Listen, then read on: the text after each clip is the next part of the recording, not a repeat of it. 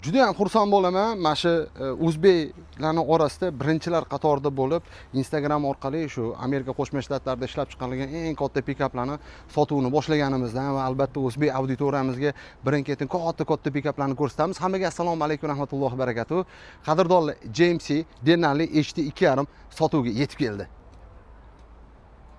Keling bir oldi luparik faralarini ko'rsatib ketayim, luparik led faralarini, oldi reshotkalarini ko'rsatib ketayim. Haqiqiy amerikanskiy kачество, haqiqiy amerikanskiy pikap. Hop, oldi полный усиленный rama, усиленный подвеска, усиленный ходовой bo'ladi.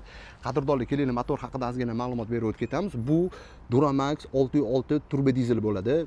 Bu V8 ot kuchi 470 ot kuchiga ega, 1322 Nm bo'ladi. Ko'pchiligi buni dizel rasxod qizuv. Qadrdonlar, shu go'dasiga 9 tonna buksirovka qiladi. Ya'ni plus 16 tonnagacha bu buksirovka qila oladi bemalol. Buni 100 kilometrga dizel rasxodi 16-17 litr atrofida. Ichiga ham o'tirib oldi. Mana qadrdonlar, Alloh hammaga yetkazsin.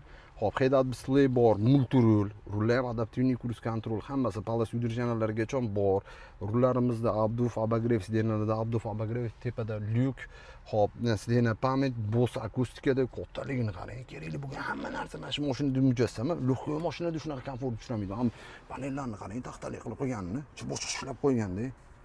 Качество mana amerikanskiy. Amerikanskiy pikaplarda nimasi yoqadiki, insonlar uchun ishlab chiqardi. Har doim ta'kidlaganimdek, ko'jalarni ko'rsatib ketayman, tikilishini. Ruchnoy tikilganga o'xshab turibdi. O'cha boshqa ishlab qo'yganda, orqada abagreevlargacha bor sidenada, forchkalar elektriskiy. Menga nimasi yoqadi? O'tburtlarga chiqqanda, uzoq yo'llarga borganda bor, bemalol mana shu orqa sidenada bitta odam maza qilib uxlab damini ola oladi. Kengligini qarang, hamma shart-sharoit qilib qo'yadi deb o'ylab. 25 ballon, 20 diska, 8 ta boltni qotirib qo'yganini qarang. Hadovoy shunaqa moshina qilganki, ana Ranger podveskalar bor, mana shu pikapi bilasiz, katta pikaplarni o'tib qolsa, bu mana shu lyoqqa o'tib ketadigan joyida.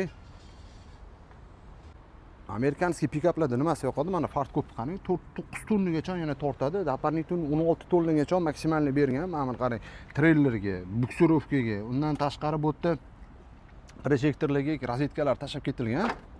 Mana qarang ochilishini. Har doim ana aytaman, amerikanskiy insonlarga chiqaradi amir. Zinapoyalarni qilib qo'ygan, qarang, bismillah. Mana bitta kerak bo'lsa, ana aytganimdek, oson bo'ladi chiqishga. Kerak bo'lsa, yana hassachalargacha bor. Bismillah mana qo'shimcha. Xo'p, qadrdonlar, keling taqasini ko'rsatib ketaylik buni. Bu taqasi qizuv. Bizga orqaga treylerlarni ulasa bo'ladi. Qadrdonlar, bemalol buni ko'pchilik Amerikada o'zi treylerlarni ulab, ko'pchilik bilasiz, treylerda ana lug'li mashinalarni tashab yurishadi. Bemalol aloqa uchish qurasizlar. Mana shu videoni tagida yo'l kira hammasini yozib qo'yamiz.